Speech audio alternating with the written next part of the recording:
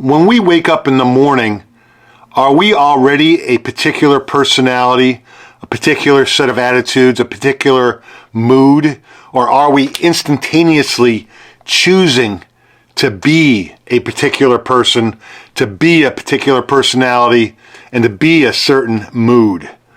And I love this topic about being and who are you being and who am I being? Carol and I just went off and led a hike in Lafferty Ranch, and we're docents. And so Carol and I get to lead hikes up into this amazing open space, old ranch that has no structures on it, but lots of springs and trees and hills and all these different eco niches.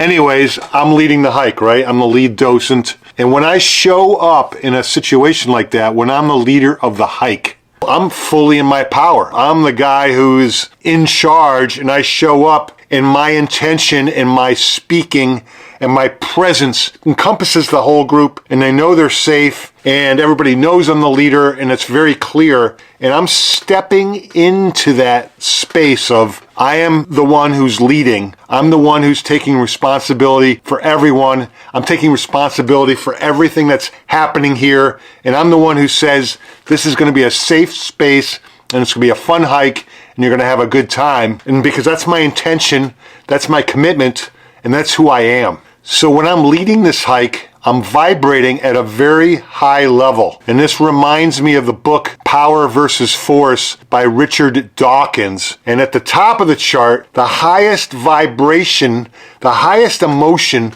that you and I can experience as human beings, according to Richard Dawkins, according to this chart, is peace. It's even higher than love. Peace is number one, serenity, love, understanding, reason, forgiveness. Those are all at the higher ends of this chart. And down at the very bottom is shame and blame and guilt. They're right at the bottom. If you and I are being, if we're communicating, if we're speaking, if we're creating a world of shame, blame, and guilt by our speaking, by our intention, by our commitment, then we're vibrating at a very low level, energetically speaking. And so the question is, well, do you want to show up in the world? Do you want to be a person who's operating, vibrating at a very low level energetically? Or do you want to aspire to, or do you want to reach for a higher way of being in your life? And so occasionally I go back to this chart, and it's certainly on my mind a lot. I've spent the last several years declaring and calling myself a man of peace. And I say that because having peace be my banner, be the flagpole that I plant in the ground before me, that's the flagpole that I have out in front of me, is I'm a man of peace. That's a powerful landmark for me to remind myself of who I am heading towards, of who I am wanting to be. And I think I've done very well in the last, 10, 20 years to step away from the world of shame and blame and guilt. I've stepped away from thinking of myself as a victim. I think of myself more as I'm the one who's responsible for everything that's happening around here because I say it's true and because it empowers me. That belief system of I am responsible for everything that happens around here is a point of view. It's an attitude. It's a way of looking at the world. It's the way of articulating who I am. It's a way of bringing myself forth in my speaking. I am responsible for everything that happens here. It's a point of view that brings me power. It empowers me. So the topic today is, who are you being and who am I being?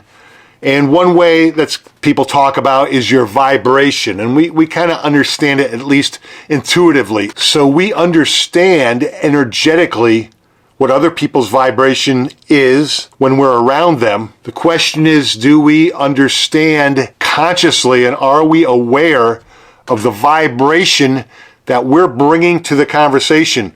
What is the vibration that I'm showing up inside of as I speak to you right now? Intuitively, you know, you can feel exactly where I'm coming from, whether or not I'm aware of it. So we've got the ability to discern other people's vibration And the topic here is, who are you being right now? And another way of saying that is, what is the vibratory level? What's the vibration that you and I are operating from? And I'll say it another point blank way. What is the vibration that you are choosing right now? And it might be true that you might be in a place where you're experiencing grief or anxiety. And if I say, hey, choose to feel love right now, you might say, no way, I can't do it. But what is the daily practice you have? What is your habitual way of being? What is the habitual vibration that you and I step into? Can we become aware of that? And can we, on a daily basis, train ourselves out of that habitual vibration? Like a much younger version of me in my 20s, for sure, vibrated at a low level of anxiety. It's like, am I going to make it? And I don't know, and I'm not sure. And a much younger version of me in my 20s oftentimes would revert to a vibration of hopelessness. And over the decades since, I'm 60 years old now, I've trained myself to live at a higher and higher vibration. I've trained myself to be willing.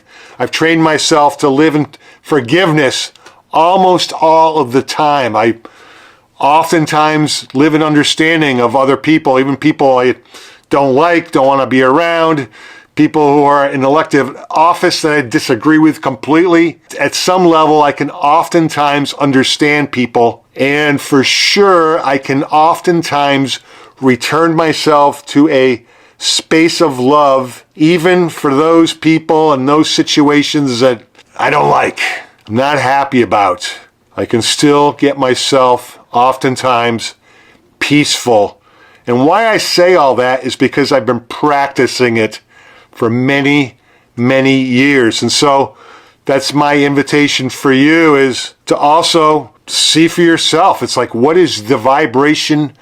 What is the place that you're being? What is the energetic place that you habitually be?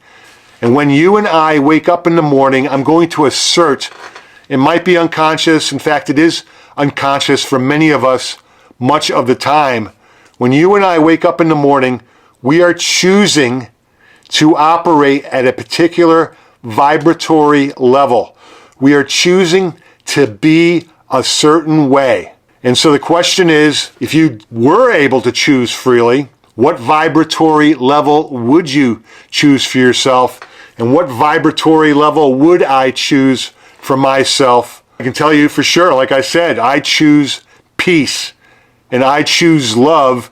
And even when I'm not there, when I'm in a different place where maybe I've slipped into blame and shame for a second, or maybe I am having a prideful moment, or maybe I'm in unforgiveness for a minute, I've trained myself to, okay, that's not going to work for me. That's a disempowering place for me to be. Can I now step myself back up to peace, serenity, and love? And so I'm going to wrap this up with this thought, which I think is so important. This is probably the most important thing I'm going to say in this video is, in life, you and I don't get what we want. What you and I get in life is who we are being. And so what I'm talking about in this video is, let's get our hands on the keys to the kingdom. And the keys to the kingdom are, let's be aware of who I'm being. Let's be aware of who I have a great tendency to show up in the morning as. What's my habitual way of being? And if I can get myself clear and quiet for a bit, what is the way of being that I choose? And if I'm not happy with what's showing up in my life, with who's showing up in my life, if I'm not happy with the world that I'm creating around me, then maybe it's time for me to choose a different way of being. Would love to hear from you in the comments, or send me a DM what your thoughts are about this. I'll talk to you guys later.